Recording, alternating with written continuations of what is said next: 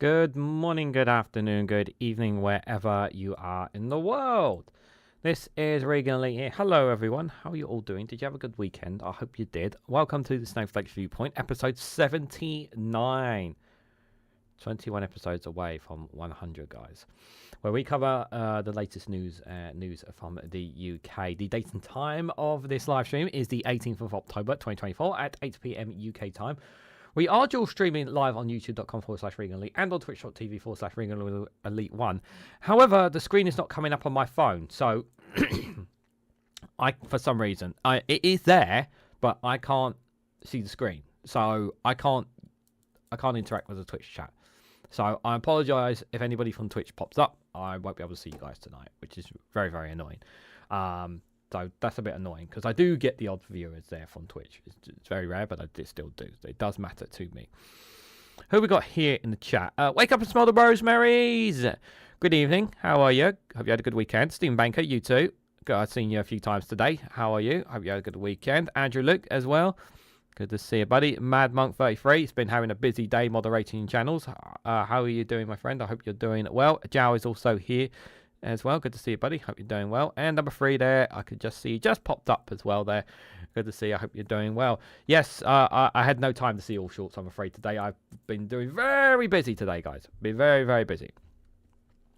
But I did manage to squeeze in between while David was doing his live streams. I was literally doing work in the background of doing them. So good morning, Steve McMorran, all the way over from the other side of the world. How are you? It is I believe it's a lovely Tuesday morning in New Zealand where you are. How are you? I hope you are doing well, my friend.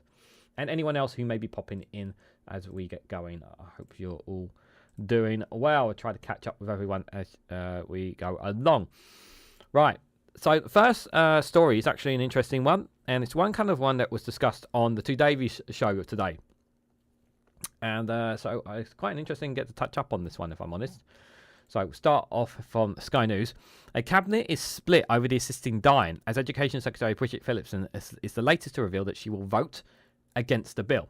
Some big names, including the Health and Justice Secretaries, are said to have voted against proposed legislation on assisting dying, while the Prime Minister is yet to reveal how he will vote. Now, I did actually spend... let me just see if I can find it. I had it earlier. Now I could pull up the bill, but that's not really going to help you guys. But what I will bring up, if I can find it here, there was one article that basically states what's in some of these bits that were in the proposed law. Let me see if I can bring it up for you guys. 1 second. I forgot to have that there. 1 second. I'm just going to just making a slight adjustment.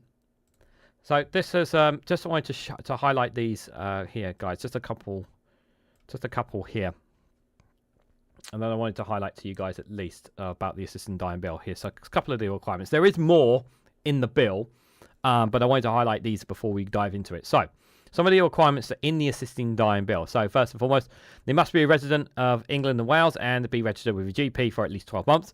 They must have the mental capacity to make the choice and be deemed to have expressed a clear, settled and informed wish, free from cohesion or pressure. They must be expected to die within 6 months. They must make 2 separate declarations, witnessed and signed, about their wish to die.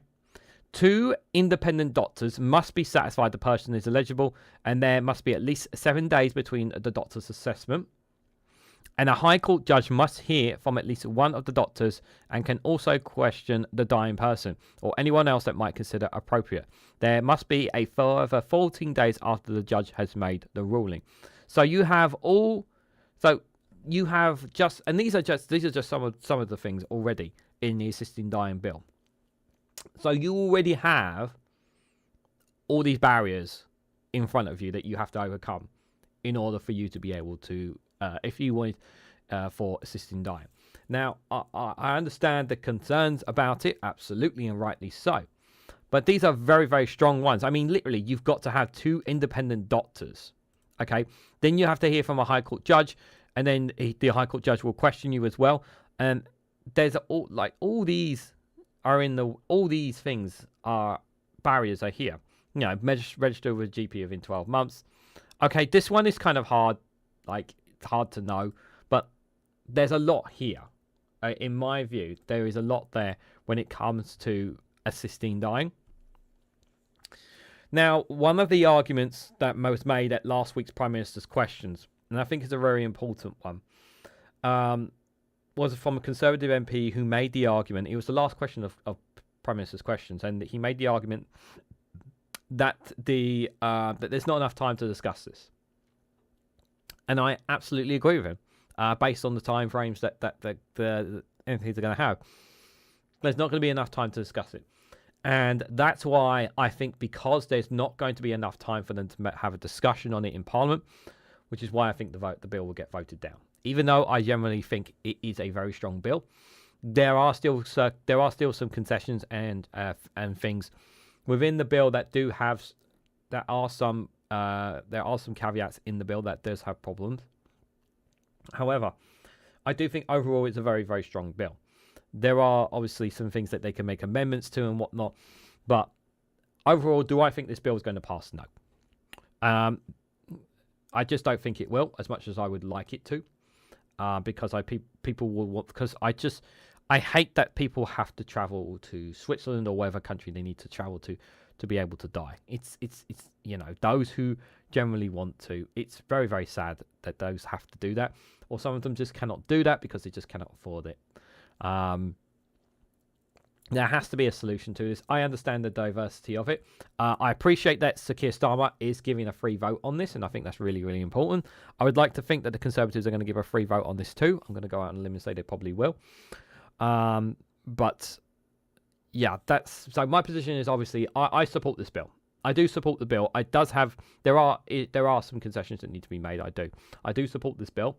I would like it to pass, but I don't think it will. I do think there'll be amendments, and I do think it'll get shot down. I just think the biggest gripe that I have is that, for me, MPs are not going to have enough time to discuss about it. That's my general consensus with it. So that's what I think is going to happen, but we'll have to wait and see anyway. So let me just sort this out. Right. So Miss Phillipson told Sky News that she will a split is emerging in the cabinet with Education Secretary Bridget Phillipson, revealing she will join several of her colleagues and vote against the bill to legalise assisted dying. I will also point out that the West Streeting is also planning to vote against it as well. I think the main reason isn't because I think the general reason is because he just doesn't want another headache for himself. I did see a report from, I think it was a report from iNews, where if it was going to pass and go through, obviously you'd have to have special clinics for assisting dying. They would need the same kind of barriers and protections that abortion clinics have here in the UK to stop people from protesting outside them, because you will have people vehemently against assisting dying if it was to go that far, but I don't think it will. Ms. Phillipson told Sky News she will vote against the proposal legislation at the end of the month, which will give terminally ill people with 6 months to live the option to end their lives. She voted against assisting dying in 2015 and said, "I haven't changed my mind. I continue to think about this deeply, but my position hasn't changed since 2015. MPs will be given a free vote on the bill, so will not be told how to vote for their party. The topic has been split in the cabinet. However, Prime Minister Keir Starmer has yet to reveal how he will vote on the 29th of November. I don't think, I think it's right that Prime Minister, whether he votes for and against, isn't really the... I think he should abstain, if I'm honest. It would be much better if he abstained on it, just so he doesn't cause any rifts. Ms. Phillipson joined some of the other big names who have publicly said they are voting against the bill. These include Deputy Prime Minister Angela Rayner, Health Secretary West Street, and Justice Secretary Shabina Mahmood, and Business Secretary Jonathan Reynolds. Border Security Minister Angela Eagles is also voting against the bill. Senior Cabinet members voting for assisting dying include Energy Secretary Ed Miliband, Peter Kyle, Liz Kendall, Lisa Nandy, Hilary Benn, and Louise Haigh, and Joe Stevens there.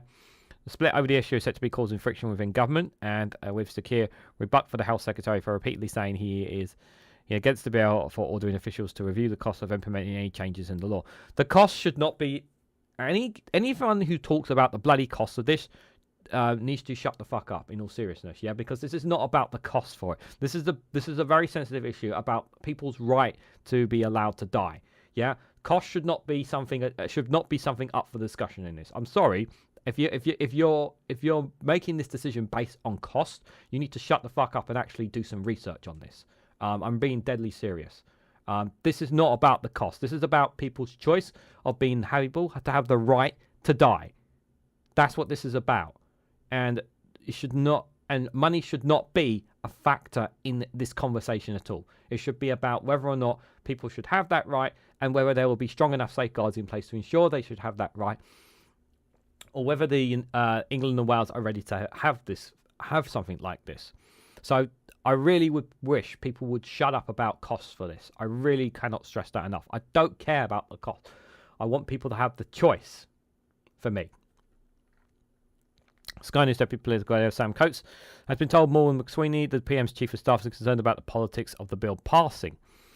He's understood to be worried about the issue will dominate the agenda next year, and while he's not taking a view on the bill, he can see it taking over the national conversation, distracting from core government priorities like economy and borders. Well, for this is actually would be a good thing, wouldn't it not? Wouldn't you rather have the conversation about assisting dying rather than about the border? Wouldn't that be something they would prefer? Maybe it's just me. Maybe it's just me. Simon says 55. Good to see you there. Hope you're doing well. Anyone else who's lurking in the chat as well? Anyone on Twitch? My Twitch chat is not working today, unfortunately, so I can't say hello on there. Details of the bill were published last week and include people who wanted to end their life and having to self-administer the medicine. It would only be allowed for terminally ill people who have been given 6 months to live.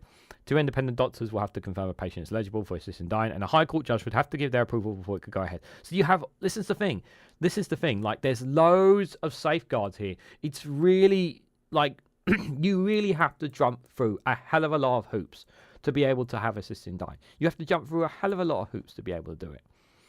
It's not just something you can literally walk in, talk to a doctor, and then get it. No, it's not like that. It's really, there's us, 2 independent doctors and a High Court judge. Like, that's a lot to go through. And you have to prove you've been with the same GP for 12 months. You also have to be verified to prove that you only have 6 months left to live. Like, all these things in front of you. Like, so it's not an easy thing at all. So that if I said, if the safeguards weren't in place, I would be against it. But I believe the safeguards are strong enough for it. That's my personal opinion. I can understand people being vehemently against it, but I just don't think. I think with considering the amount of people who are unsure about it, and there are a lot of MPs who are unsure about it, I just think it's not going to get through. I just don't think it's going to get through. I could be wrong. It could still get through, but we will have to wait and see, guys, to see what you guys are saying on it. Everyone's saying hello. Hard enough to get a GP appointment, but 2 assignments in 7 days. Yeah. That is heavy to go. Natural cause determining or part of identity of New Zealand's jail. They're talking about all sorts. So far, our far-right government is trying to rewrite our founding document, the Treaty of Waitangi, to remove the rights of the indigenous peoples. Oh my God. Oh God. I'm sorry to hear that, Steve. Hopefully they don't succeed. I wear hats on a daily basis. Love them. Not sure about a hard hat. No. Are you talking about my hat? Nice hat, Regan. Oh, thank you, Andrew. Last time I wore a hat, people looked at me funny. I either look like a cobber or a mobster, says Jal. Everybody wears. Well, people are encouraging me to wear the hat, so I've had people trying to encourage me to wear the hat, so I'll try and wear it for you guys. The next story ties into Sir Keir Starmer meeting President Xi of China over in Peru. This is an interesting story, to say the least, here. So Lord Patten calls on Sir Keir Starmer to condemn the sham sentencing of 45 Hong Kong pro-democracy campaigners. The Hong Kong 47 are a group of politicians and activists who are accused of conspiring to subvert power under the city's national security law for organising an unofficial primary election in 2020.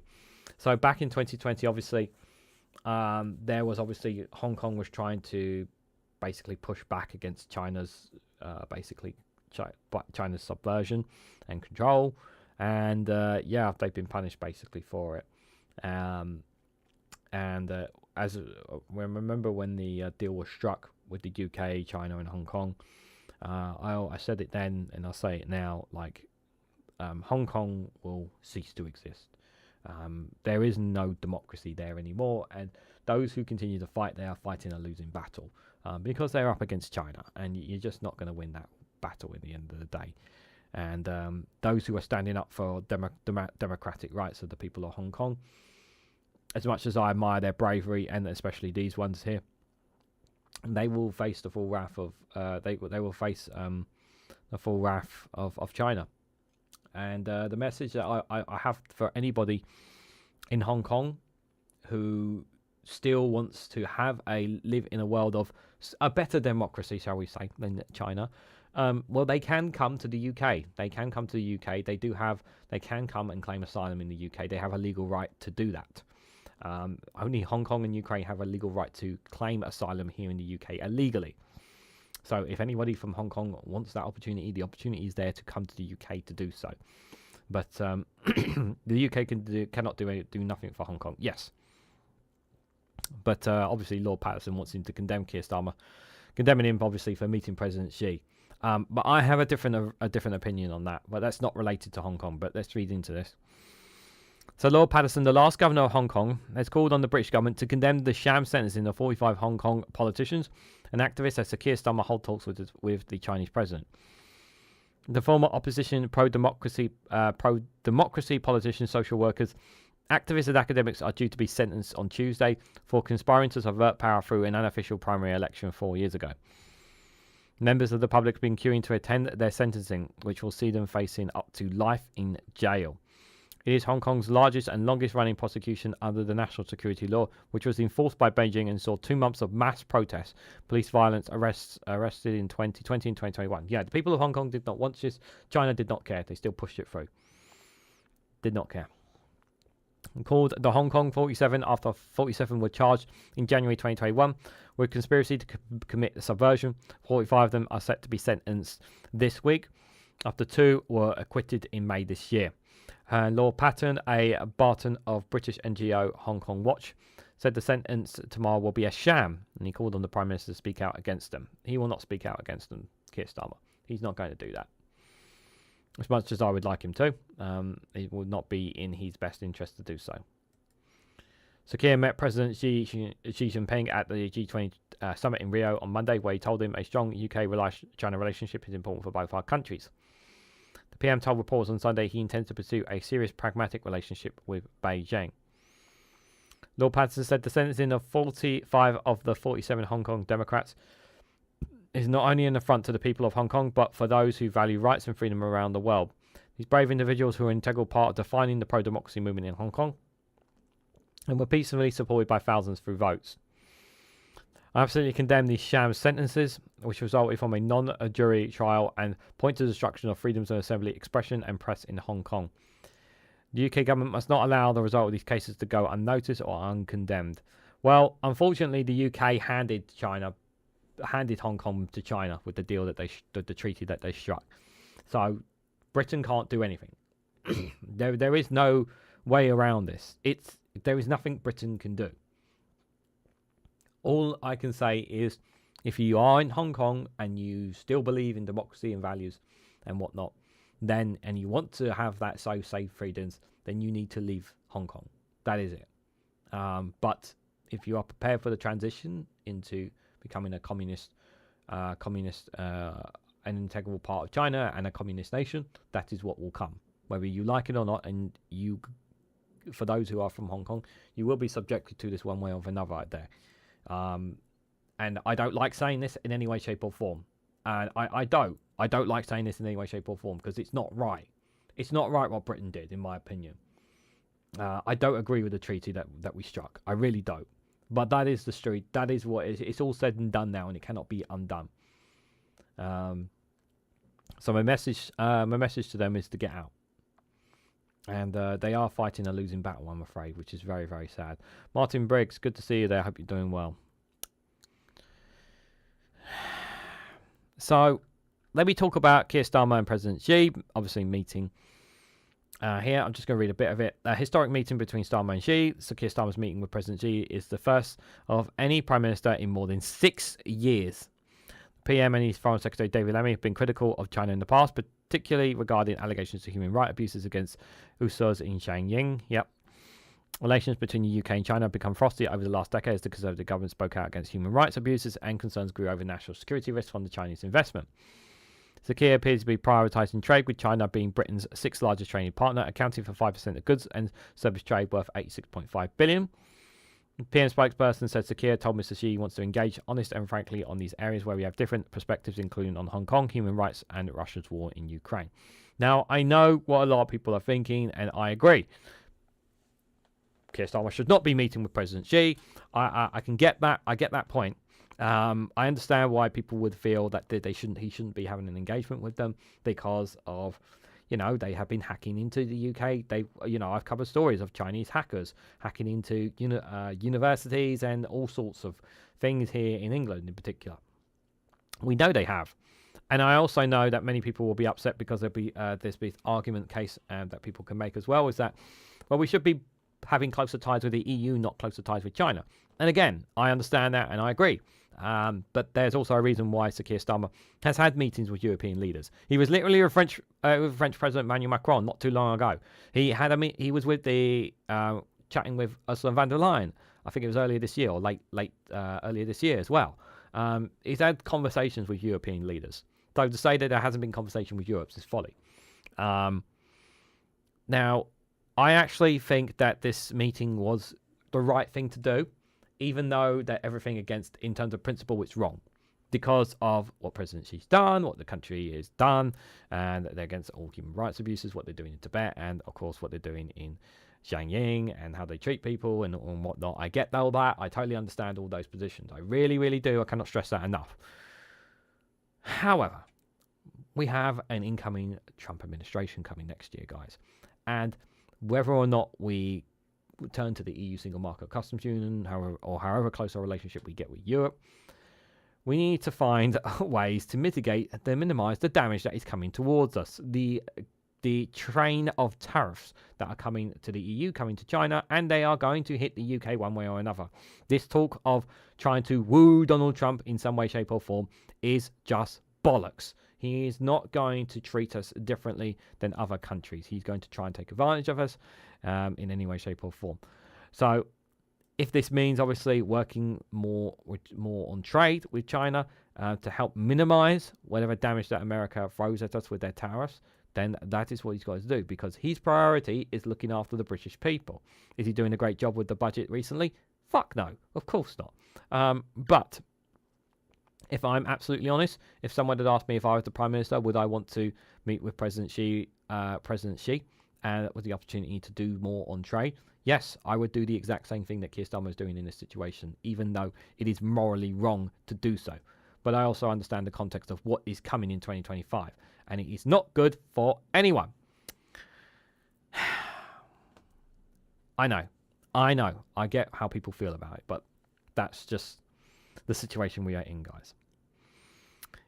Yes, I know. China invaded Tibet and got away with it. I know, number 3. I know. But I always say try to put yourselves in someone else's shoes. And I think Keir Starmer is right to have met him.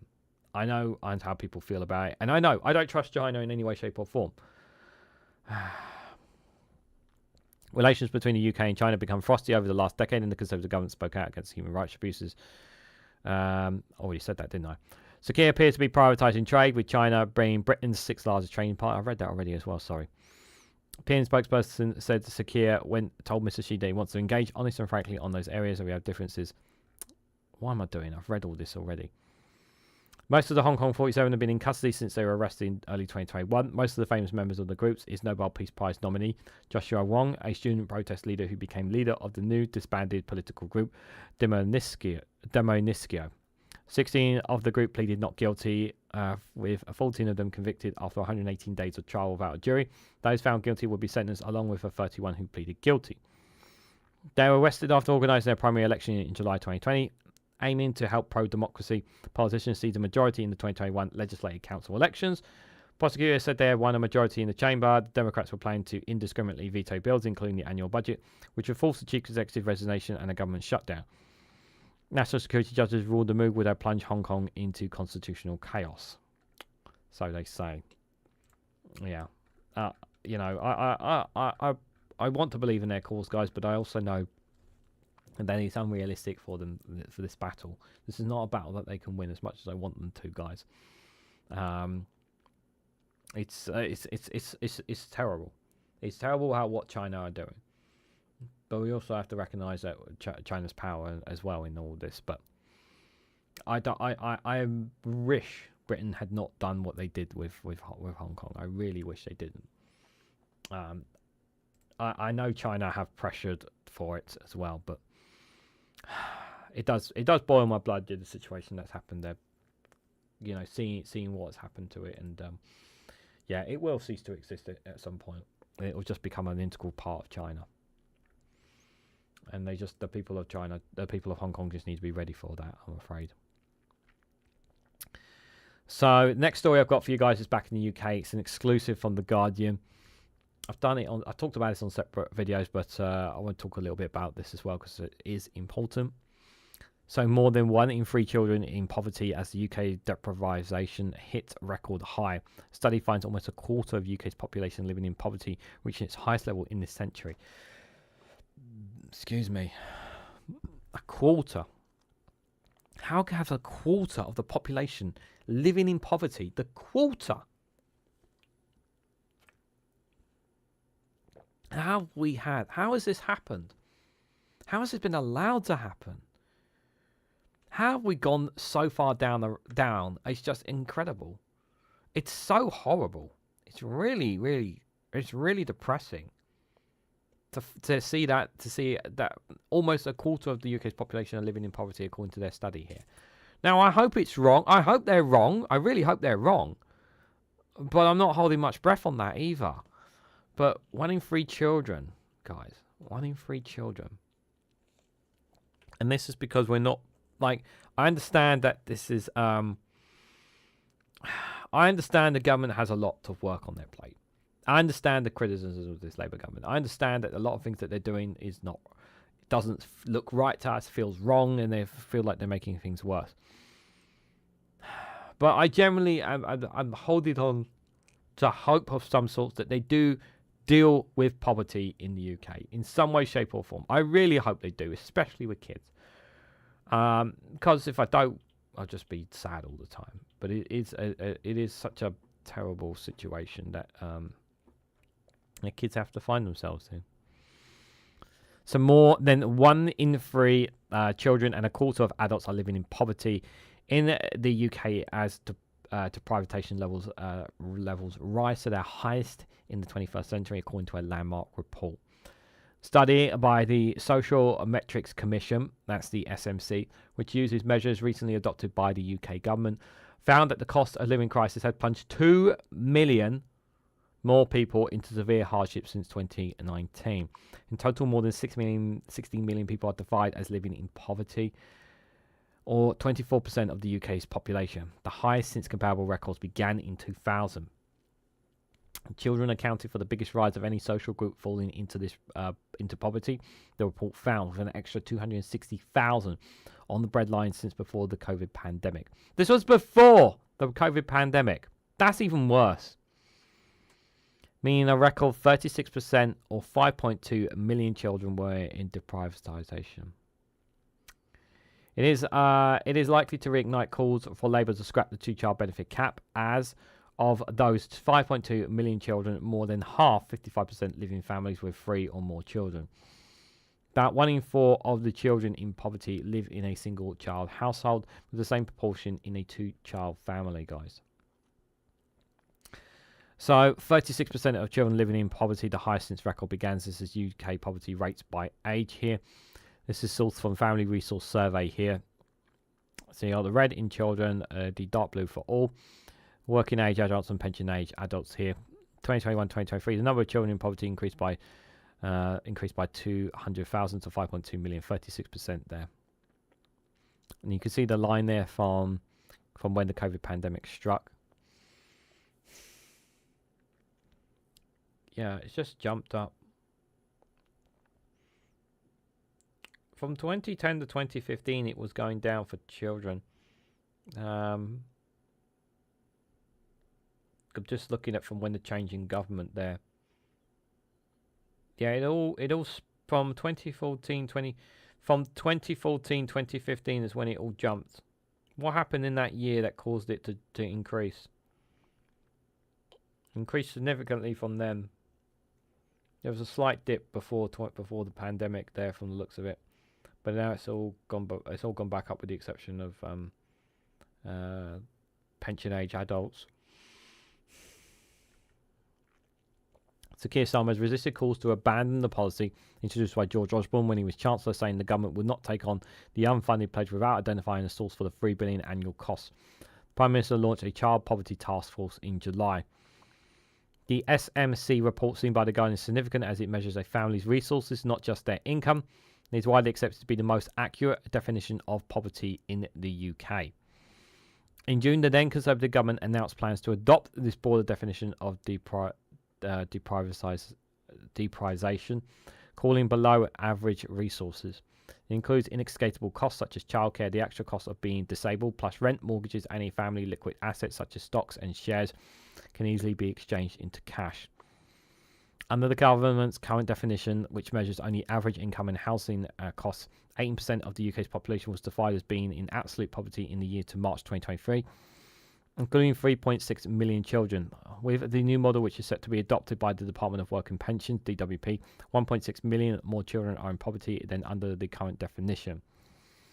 The findings cover a period when living standards suffered the biggest fall since modern records began in the mid-1950s, as the COVID pandemic, followed by Russia's invasion of Ukraine, pushed the cost of goods to their highest levels in 4 decades. The SMC is a non-partisan body stepped up in 2016 to develop a new measure of deprivation in the UK.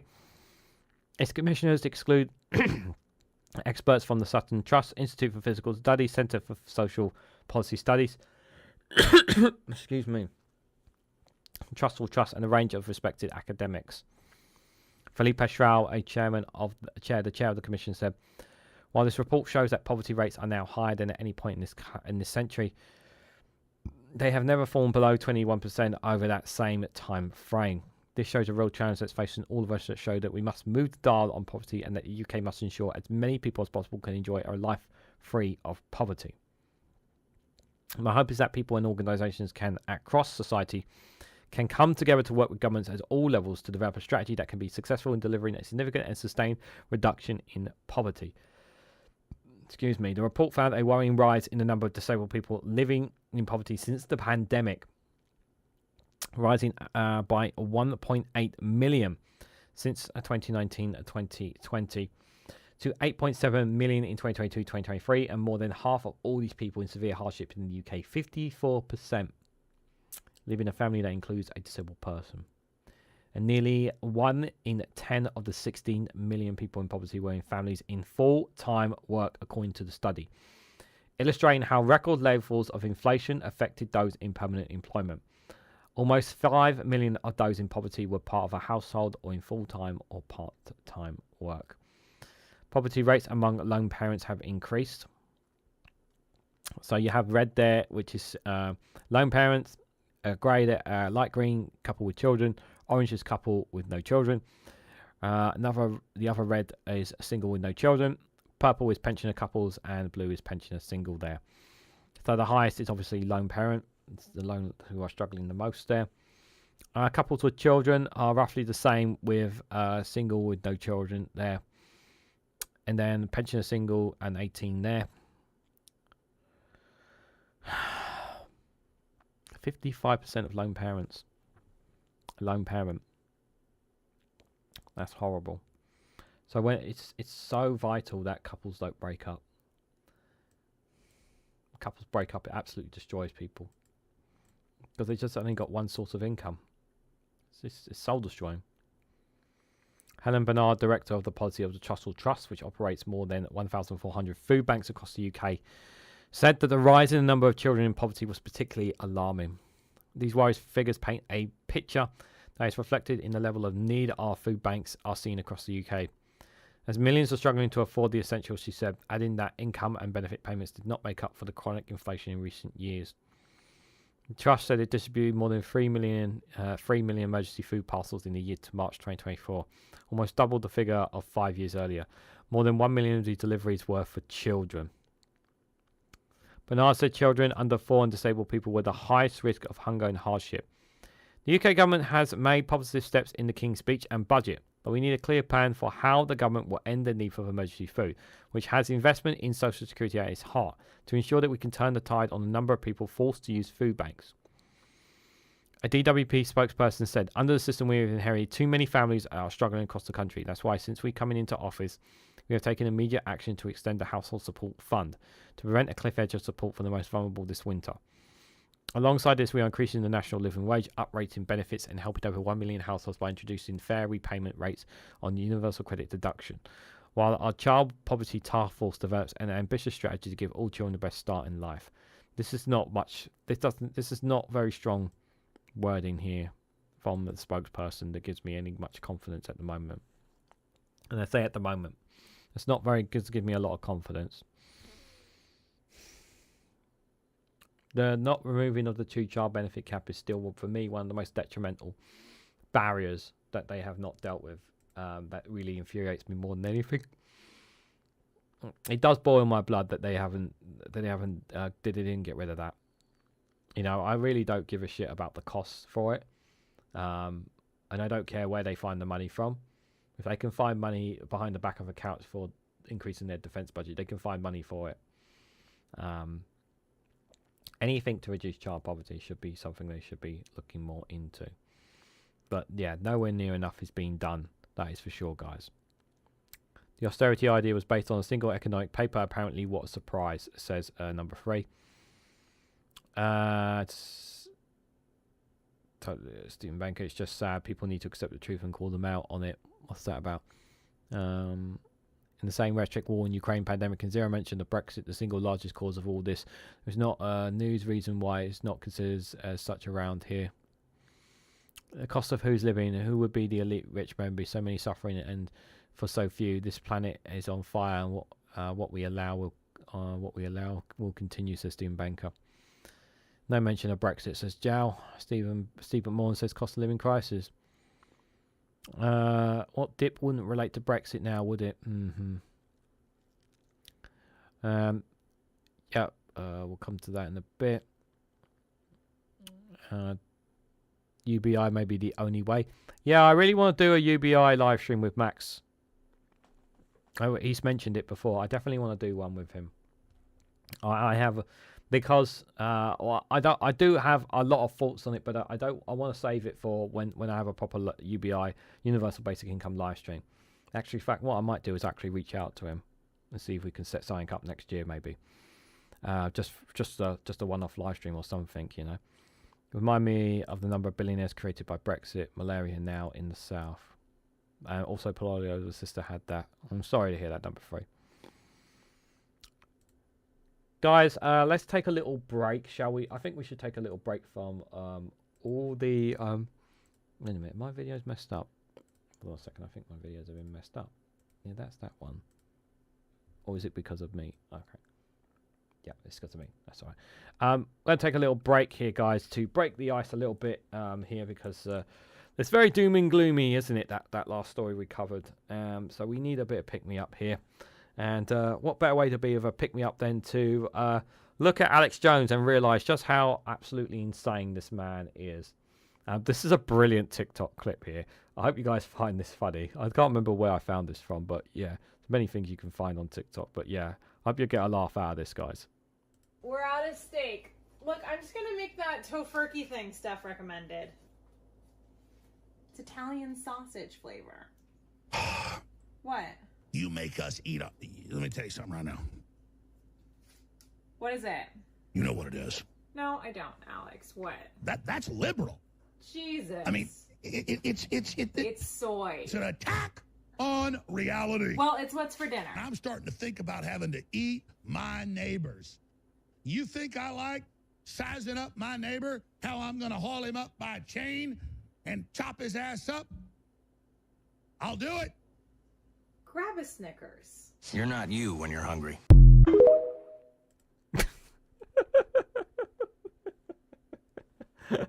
Oh, her facial expressions, reactions to Alex Jones was brilliant. Oh my god, that guy's nuts. That guy's absolutely off his belly, Alex Jones. I know, absolutely insane. Guy wants to eat people. What a freak. Absolute freak of nature. Speaking of freaks of nature, I've got 3 freaks of nature behind me. I don't know how, guys, but somehow,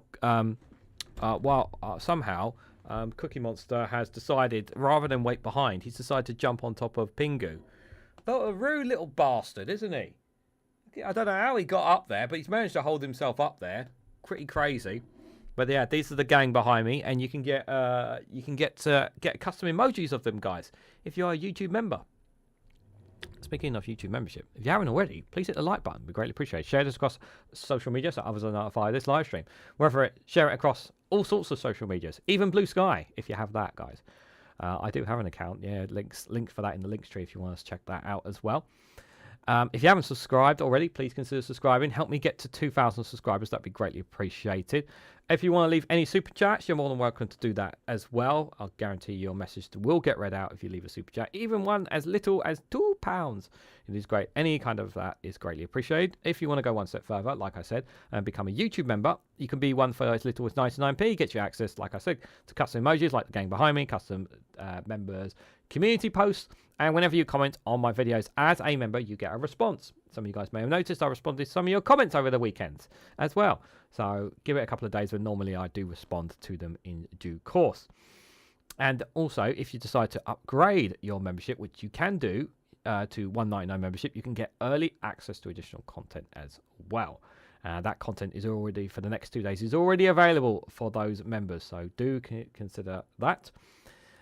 Any thank you to anyone who has been a member, who is still a member, who was a member and is no longer a member. It is greatly appreciated. You can also buy me a coffee. Link for that is in the description as well. I get a better cut there. Or you can also join me on Patreon and I get an even bigger cut there, so it doesn't go to YouTube as well. Patreon gets a lot smaller cut on Patreon as well if you wanted to support me there. So all those links are in the description. So thank you to anyone who has listened. It is greatly appreciated. Right. Let's move on, guys, now that the shimmering is over. I know that's your favourite part of the show, the shimmering, guys, me plugging my stuff. I know that's your favourite part, guys. It's okay. You don't have to say it in the chat. It's okay. This one is from the BBC. Now, this is a very important one.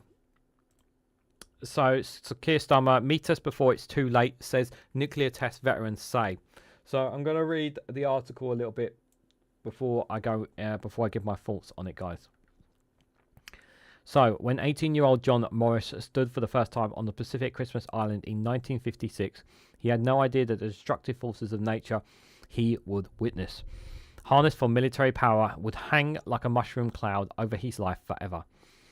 Now, 86, Mr. Morris is one of the last few 22 personnel who witnessed the UK's nuclear bomb test, and those who are able are still fighting to find out what it did to their bodies. I think they forgot the word "to" there. A BBC film to be broadcast this Wednesday details a battle of what the dwindling band of men is believed to be the hidden truth that the UK military knew at the time and was subjecting them to radiation that would damage them and their descendants forever. This is the British testing site in the Pacific in 1957, you guys. Thousands of these men have suffered cancer and other conditions that other nuclear states have recognised and probably linked to the now banning testing. But not the UK. It has paid no compensation at all. In Mr. Morris's case, and as the film reveals, he believes the death of his first child, Stephen, in 1962 was the result of the radiation damage he suffered during Operation Grapple, the name given to a series of British nuclear weapons tests. Stephen was 4 months old when he died in his cot. The corridor suspected the baby's lungs had not properly formed. Why? Nobody knows. The death certificate said he died of a few moments, said Mr. Morris. If that little baby got pneumoma when we put him in the bed that night, we would have known. The only time I really understand when the undertaker came with his coffin and little white box was the hardest day of my life. I blame the Ministry of Defence and the experiments they did on us for Stephen's death, and I always will. John Morris's story is one of many testimonies in the film, which also covers what happened to the indigenous communities who live in the nuclear bomb test areas in Australia. I've watched the stories on it, on other channels. Yeah, what they did to the indigenous people was horrific. Americans were much worse than us, but still, we what we did as well was just as disgusting. All just to test nuclear bombs. All of them believed that they were lab rats subject to live human experimentation as the British raced to join the USA and Russia as nuclear powers. And they were appealing to Sir Keir Starmer to meet them, to make good on what they believed was a pledge made by the Labour Party. And there is John Morris left, and the Labour International campaigners met Sir Keir Starmer in 2010 when he was opposition leader. And there he is there. Whatever happened to that guy? The campaign for disclosure and damages for ill health began decades ago as the veterans linked health conditions, cancer and birth defects in children to the nuclear testing that began in 1952. But in 2012... Sorry, one second.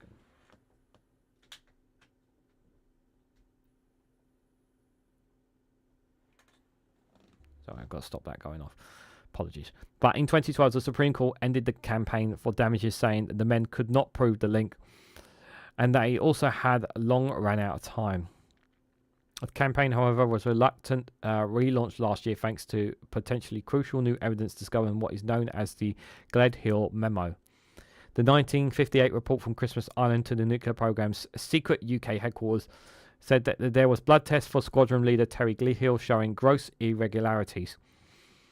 The memo said that the campaign is proof that blood tests were being taken from personnel and that they were continuing but secret plans to monitor them. This is apparently the Glehill memo described the squadron leader as grossly irregular here.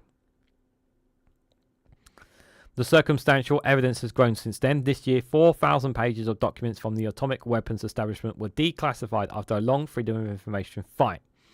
Those documents are still being analysed, but the campaign says that they show that they were standing orders for repeated blood and urine tests of military personnel and indigenous communities at the test site. The language of some of the documents is unambiguous. One from 1957 says that all personnel selected for duty at Maralinga, the Australian test site, may be exposed to radiation.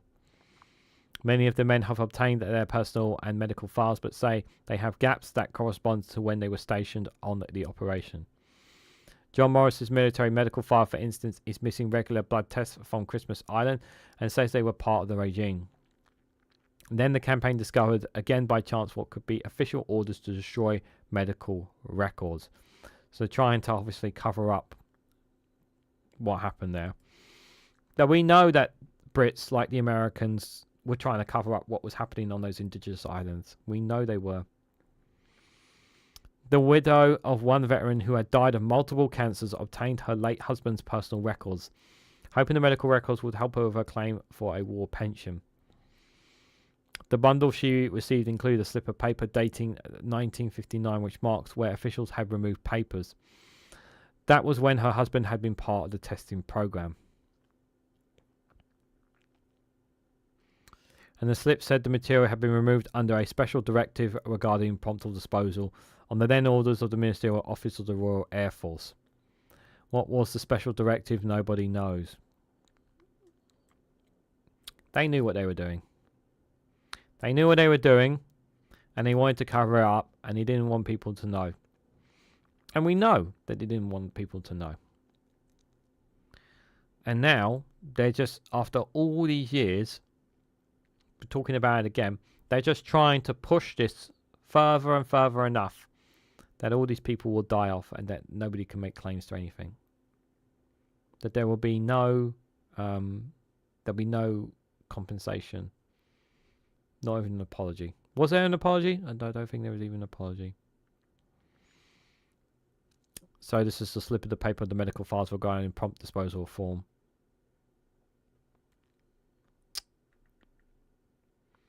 So there was a cover-up decades ago.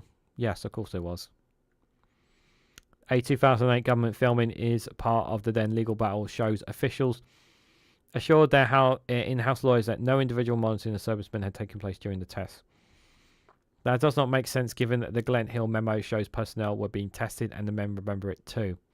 Another government document from the 1990s shows officials discussing their concerns that judges at the European Court of Human Rights had been told that there were no classified records concerning monitoring of personnel. So they even kept it hidden from the ECHR as well.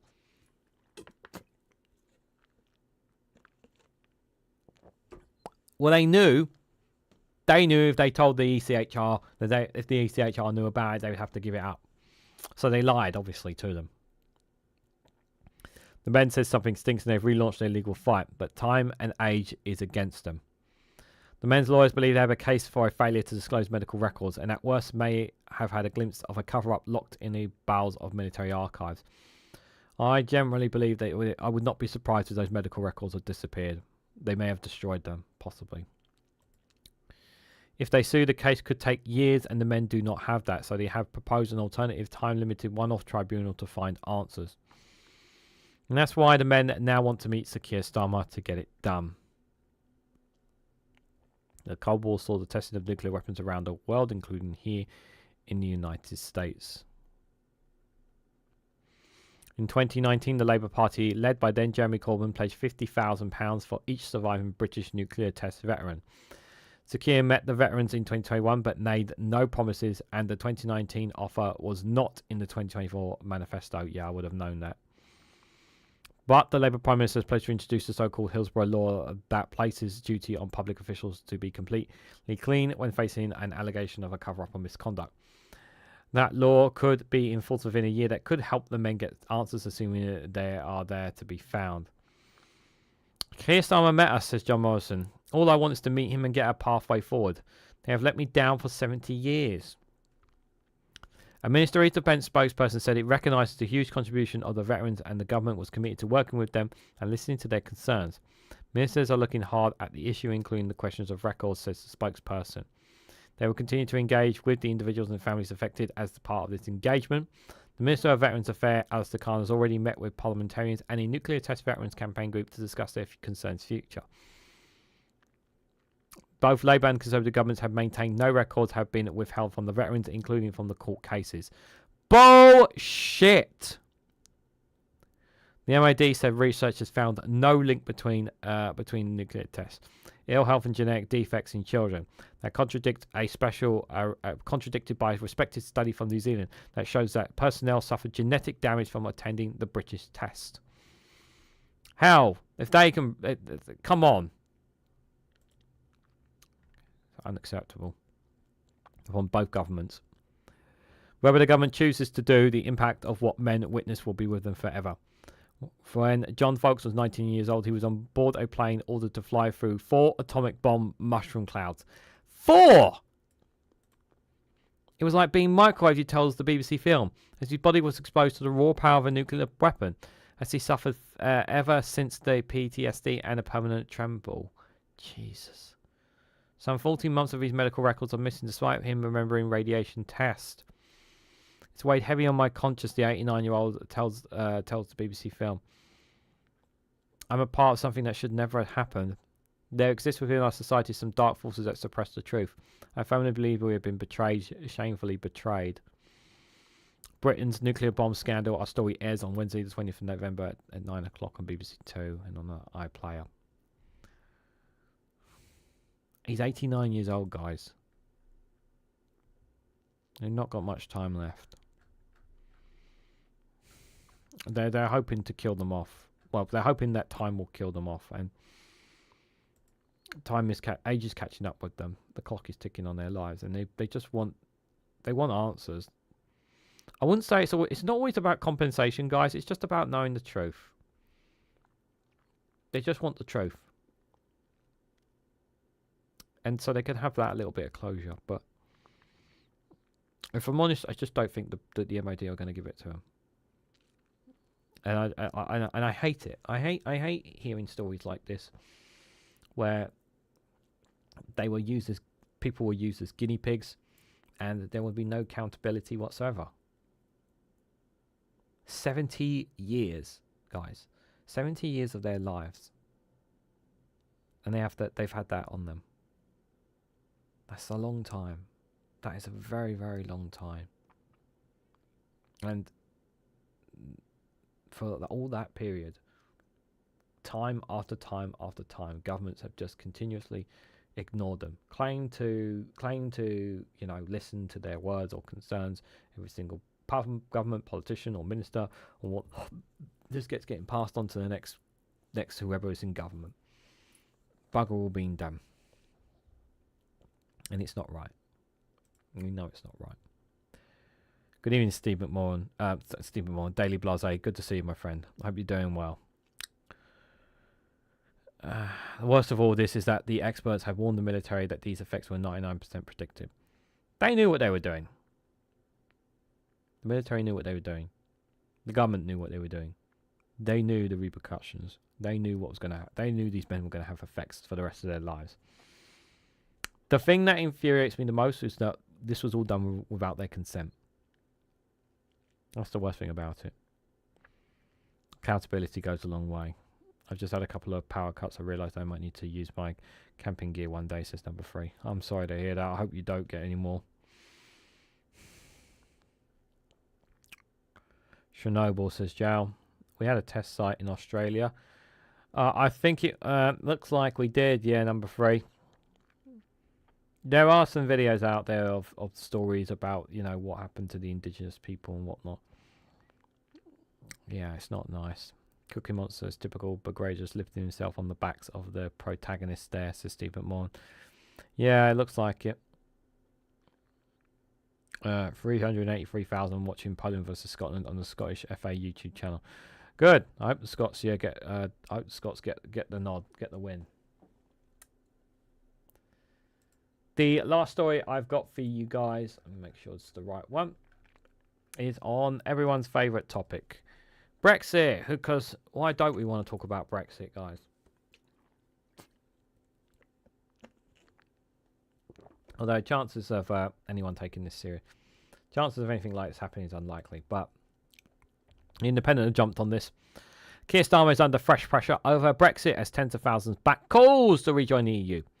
Prime Minister will probably see MPs debate the call in the Commons after 36,000 voters signed a petition in just 3 weeks.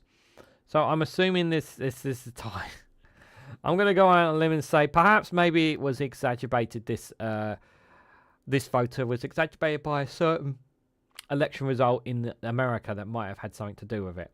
Maybe that's just me, but let's just be serious and frank about this. We've said this before, and we'll say this again. Like I've covered this in other videos as well, but like we just have to be realistic about this. Like I know we should be we should be pushing as hard as we possibly can to rejoin the EU single market and customs union, and it'd be nice to say fuck the Conservatives and Reform and all the right wingers and the right wing press and all the haters who have something who are clinging on to Brexit in some way, shape or form, and we should just completely ignore them and just go back into the EU because of the benefits that it would come if we actually rejoined the single market and customs union. But we know it's not as simple as that. We know it's not. We know there's lots of barriers in the way. And considering that the Labour government has already said that they won't go back into the single market and customs union, well, it would be a bigger blatant lie from the Labour government than any of the lies that they have done so far. So I'm all like I covered a piece from Byline Times from Mike Galsworthy, who argued that the more than ever we need to rejoin the European Union, and I did it on Patreon if anyone wants to check that out. It'll drop during the week on there for free. And I'll say what I said in that, guys. Like, while I admire him and those of the rejoin EU campaign, and I'm all for backing them, and I'm all for pushing wanting to go back to the EU, but I'm also realistic. Unless we change the way media is regulated here in the UK, unless we change our political system, unless we change for a proportional representation, just a couple of these things, unless we get the majority, both major political parties on our side for this campaign, as well as not just having a majority of people in favour of rejoining the EU, but in a massive margin in terms of popularity,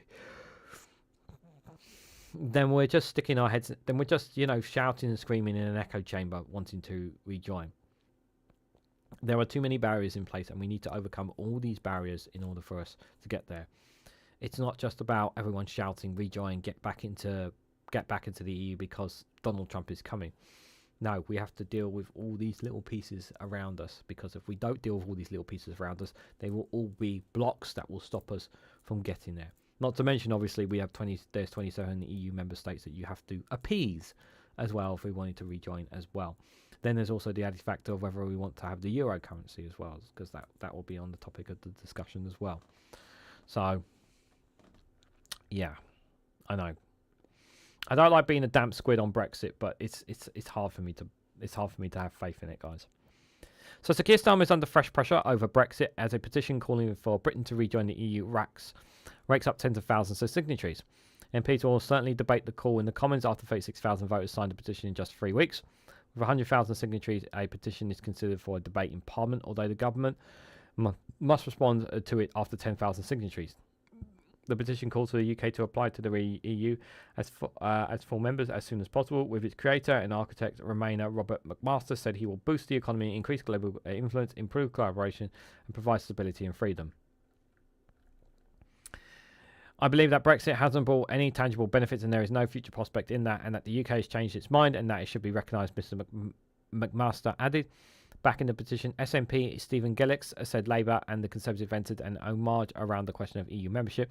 Listen, I'm glad that the SNP have always acknowledged the damage that Brexit has done, and I'm all for that. But it's like again, like I've said, there's so many barriers in the way right now. He told The Independent it's good to see members of the public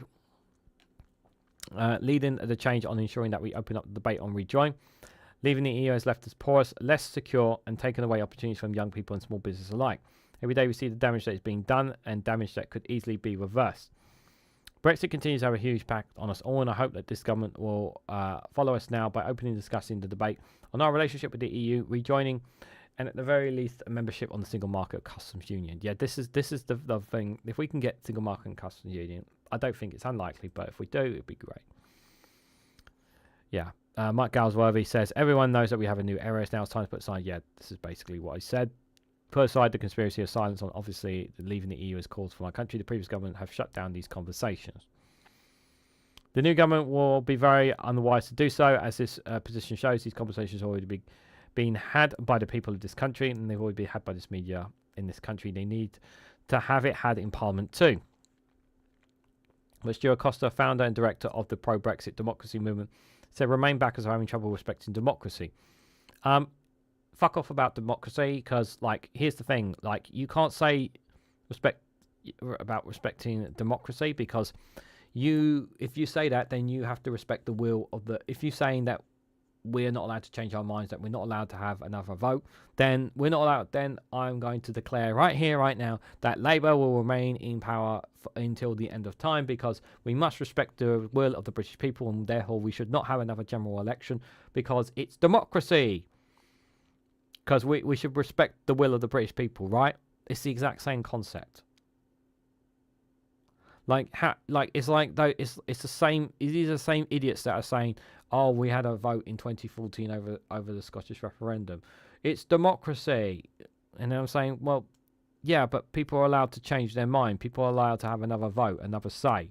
It's the same goddamn thing.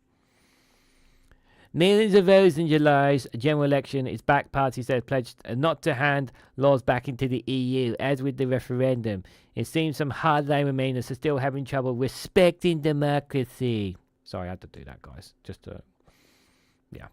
Sir Keir has embarked on a reset of relations with Brussels since becoming Prime Minister after years of acrimony under Conservatives, but he has disappointed anti-Brexit campaigners, firmly sticking to red lines, including ruling out any returns to the single market customs union or freedom of movement. And since the re-election of former US President Donald Trump, he has faced growing calls to go further and faster in his reset. In last week, Donald Trump's economic advisor, Stephen Morn, issued a warning that the UK needs to make a choice between the EU and US and would suffer from tariffs across the Atlantic unless it accepted a trade deal with Mr. Trump. Bullshit! We do not want a trade deal with America, guys. We know what they're going to say. They're going to say, we'll give you an offer you can't refuse. You give us the NHS, and we promise we won't put tariffs on you.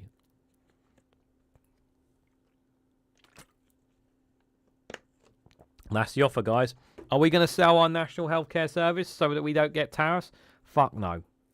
Are Labour stupid enough to do that? Maybe.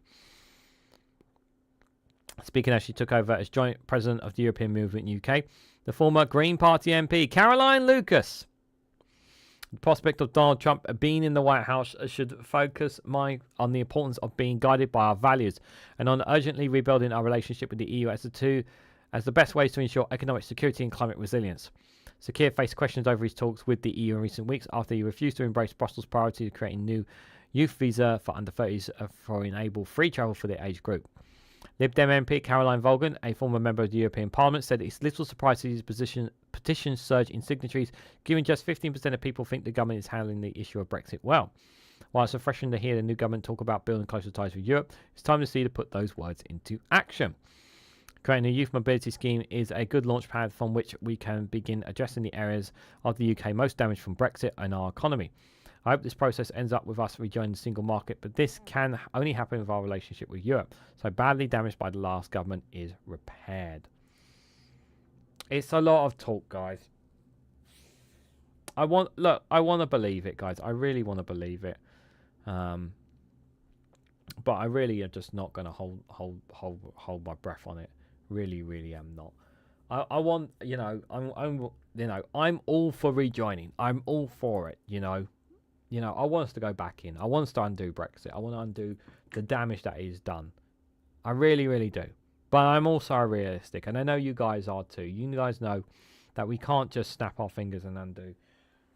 The 15 years, guys, we just can't undo it. Oh God, sorry, I dropped something. We just can't undo. Do it, guys. We can't undo it. It's going to take decades. It's going to take decades. I'd love there is a quick path to it, but I'm also so realistic, I'm afraid. I actually missed an article, which we'll come back to in a minute, but let's read what you guys have to say. Little Britain attitudes, says Stephen Banker. And the UK investment funds fearing losing their revenues in the US is question mark, says Jow.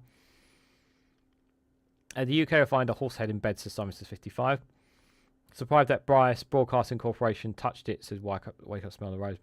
That was from The Independent. I don't know. Maybe the BBC has an article that I don't know about. Again, the reset of the Brexit, they refused to talk about. The irony is palpable. They said, yep. Keir is too gutless to address the referendum, too gutless to create the referendum. Yep, that's true. Now England knows the frustration Scotland feels about Westminster's lack of democracy. I don't think most Englishmen will do that as much as you would like that to feel. Let's be realistic, Stephen. But I know we are on the same page. But yeah, the English are not on the same page on that. Irony and logic are lost on fools like Coaster, says Andrew Luke. The EU won't have us until our democracy is fixed. There is no threat until that, and then there's no threat of disruption against us. Number 3. Absolutely, you're absolutely right about that. That's just saying. There's lots of barriers in front of us. The process is clear and written, but right now there is no political will in the EU to discuss it. But the UK can do whatever it wants in its borders, says Jow. Yep. Are we being realistic if we're not considering the doom of the thing? Russia has a nuclear torpedo. It could cause a tsunami off the east coast of America. Oh my God, I would not want. Oh my God, that's very, very scary. That's very, very scary indeed. Brexit, what's that? Oh, yeah, let me tell you about that. We know the effects of radiation since the early 20s and centuries. Yeah, I hate that last story. It's very good. Chilean attitude to the native non-British prevails. Change comes through activism and takes time. Change comes through activism. Yep. Keep mentioning it. Keep talking about it. That's the best thing to keep doing. You just got to keep going, talking on about it. I'm not going to cover the full story, but I guess what I'll do is I just want to cover I'll cover the headline, and because it's quite a long piece, but I'll read a little bit on it. But this was an exclusive from the Eye that I missed in the articles, but we'll have to leave this one. Prisons released early are very dangerous for crime victims, warns watchdog. Nah, you don't say. Sorry, but this headline, like, from the Eye is like, what the fuck? Like, I'm sorry, like, are you surprised? Are you surprised it's dangerous? Prediction is not enough, says Victims Commissioner Baroness Anuan, who tells the Eye, I'm very worried and very concerned. Okay, I'm not even going to bother. I'm not even going to bother reading the article. I'm just going to say my piece on it, guys. Because here's the thing, right? What the hell were Labour supposed to do? Okay? What were Labour supposed to do in the crisis around the prison system? The Conservatives didn't build enough prisons. The Conservatives didn't do enough about rehabilitation. So what were they supposed to do? What was their alternative? Really? What was their alternative? Like, seriously. Like, it's not like... It would be great if they could send a bunch of criminals to another country to hold them on our behalf. But that might be... that would be incredibly against human rights as well. So what were they supposed to do? They had to let criminals out early. They had no choice. The prison system is overcrowded. We knew this, but even before the general election was called, we knew this because I covered stories here. Other people covered the stories here. We knew that there was a crisis taking place in the prison system. So my question is, what were they supposed to do? Like, I don't like prisoners being let out early. I don't like it that they're being let out early. Keir Starmer hates it. This Labour government does not approve of it in any way, shape or form. But my question is, what the hell were they supposed to do? Because you can't not have prison spaces. You've got to have prison spaces. Has to be done. So they had to make this adjustment and let prisoners out early because they got no other choice. I understand that prisoners should be facing their full sentencing for the crimes that they've committed. I get that. I'm totally on board with that, and I'm sure you guys in the chat will do too. But we cannot have the systems overflowing. You just can't have it full. It just can't be. It just had no other choice but to do this. And I don't like it. But, if someone can give me an alternative, please do. I don't know what the alternative would have been. It's just so annoying. It's just like that, Of course it's very dangerous to leave prisoners early. Scroll down a bit. The protection that victims of crime receiving from government's early release of prison inmates was not good enough, said the National Victims Commissioner of England and Wales has warned. Baroness Helen Noonan outlined some concerns about the very dangerous scheme that had been letting thousands of criminals out early to stop jails from overflowing. Domestic abuse has already been freed in error, and probation officers still struggling to properly impose more restrictions, the Victim Commissioner has said. Right, now I accept that some people have been let out in error. I accept that, and that should not have been happening. That should not have been happening. I accept that. And of course there should have been something done. Should have been done something about that. But like what like I just like for me it's like I understand the situation. I really really do. But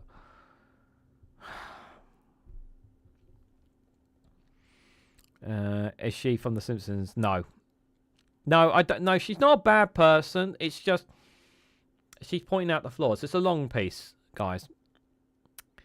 Classic Tory government, poop the pants and then sit until removed from the government. Yeah. Thank you, number 3, for the £10 super chat. I appreciate it. Have some dosh. What happens whilst we get back into you? Where do we find the markets? Yeah. Well, this is why I believe he was meeting with President Xi. This is why he's had talks with Emmanuel Macron. Like, I do want him. Like, I do think it's important to have discussions with other nations. Like, I get it. Like, I know people want to have like closer ties to the EU, but we need to try and build relationships and possible trade deals and improve on trade deals that we have outside the EU while we can, to try and keep something going for us that could benefit us and benefit nations as well. we have to offer something to them, and they've got to offer something to us. And I don't think, we're going to have a stupid deal like Kemi Badenoch tried to get with the CPTPP bollocks, or the New Zealand and Australia trade deal that the Conservatives ran, which was absolutely shambolic, where we offered bloody nothing and they got bloody everything. It is frustrating. I appreciate that, number 3. Thank you so much for the £10 super chat. If the UK complied with the TCA number 3, then economic relations would be normal, less profitable than normal. That's a very good point, Jal, because I've mentioned that in the past. The TCA has not been fully implemented, so we still not fulfilled our end of it as well. But the problem is, if we fulfill it, it will damage our economy. It will damage our economy, which is already fragile as it is. So, again, like, what do they do in this situation? It's a lose-lose situation for Labour, really, to be fair. Right, guys, before we wrap things up, I want to say a massive thank you to everyone who's come along. But just before we head out, I have one last funny video. But before I play the funny video for you guys, it's a really good classic one. Some of you guys may love.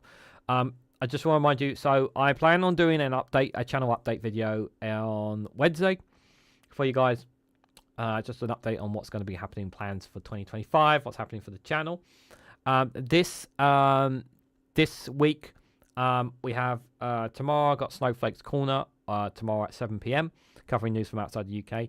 Wednesday will be double live stream with Prime Minister's questions. It's definitely Prime Minister's questions. We'll cover that. I'm going to cover it in a live stream, even if it's might not be that interesting, but I still think it'll be.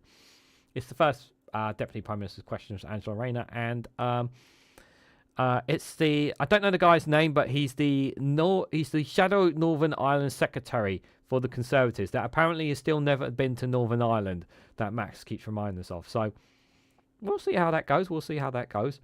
And then obviously the return of the Snowflake Watch. We haven't had that. We didn't have that last week, but we'll be back with it this week.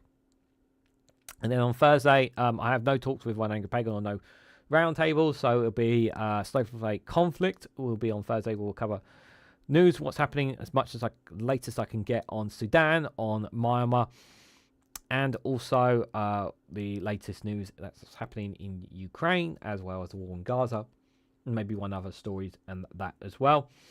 Friday, it is unlikely for me to have a live stream on Friday, unfortunately. But it could change. It depends, guys. And like I said, there's no premiere videos on the weekend as well, just to remind you guys as well for that weekend. I have some plans, so I won't be able to do it as well. So I just wanted to get those out the way for you guys. But don't leave just yet. Got one last funny video for you guys. A classic one from Janie Goody. One of her second most popular one, the ones from her. It was on Nicola and Trump and the Bleach. I hope you guys enjoy this one. May she forever rest her soul. I can't hear you, Hen. Your computer's not working. Right, over to the next question. I believe it's about Donald Trump. Suggestions from Donald Trump about UV light treatment and injecting disinfectant into the body. Did he actually say that? Fucking hell. He's off his tree, big clack wanker. Right, John, so over to you to discuss ingesting Honest to God, disinfectant. Nicola, I can't believe he said that out loud. I mean, the man's got the IQ of a rocking horse. Imagine telling your people to drink bleach and inject yourself with Dettol and get a light inside your body. He's off his fucking head. I think it goes without saying we don't need to tell the Scottish people not to drink bleach. I think they already know that. They've known that since they were 3 years of age. Fucking man's an absolute idiot. I mean, that medical officer sitting there and keeping their mouth shut and saying fuck all. Whole country's gone to rack and ruin. I mean, he's off his head. What can I say? Back to you, Nicola. Thanks, John. I mean, I can't believe you had to actually clear that up and tell people that they can't drink bleach or disinfectant. At the end of the day, the Scottish people aren't stupid. Yous are staying in. Yous are doing what I've asked. Yous are fucking brilliant. The weather's going to be hot, but you're all social distancing and you're saving each other's lives. So thanks. Thanks again. Cannot believe Trump told people to drink fucking bleach. I'm out of here. Frank, get the door.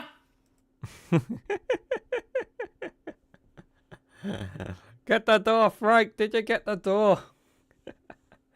Oh, that was a good one. That was a good one. I like that. I love the Frank get the door exit Very, very nice, guys. I hope you guys enjoyed that classic one from her. Every now and then I'll bring up one of hers.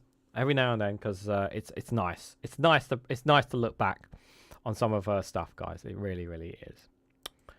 So, guys, I want to say a massive thank you to everyone who's come along. Thank you, number 3, for the £10 super chat that made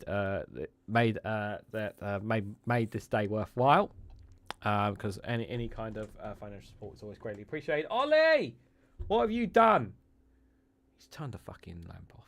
He's turned the fucking orb off, guys. Well, I can't win with this guy. Like, one day he's got it on, one day he's got it off.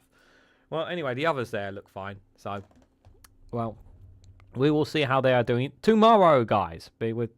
I'll be back tomorrow with 7 p.m. with the Snowflake Corner. But yes, guys, have a great rest of the week, whatever your plans are, and whatever else you got tonight. Maybe you'll be lurking on some other live streams. But yes, thank you guys all for coming along. Thank you guys for all your comments. Sorry if I didn't get to all your comments, but I do greatly appreciate you guys coming here, hanging out, talking, whether it is with each other or about the news that I've covered here today. I'll be back again as usual, same time as always next Monday as well. But just before I head out, I just have one last question for you guys. If you haven't already, please hit the like button. We greatly appreciate it. Share this across social media so others are notified of this live stream. And if you haven't subscribed already, please consider subscribing. Help me get to that 2,000 subscriber mark if you can. And if you want to go one step further and financially support me and the work that I do here, you can do so by becoming a YouTube member for as little as 99p, or join me on Rumble or Patreon for exclusive content on those platforms. So thank you all so much for watching, and I hope to catch you all very, very soon.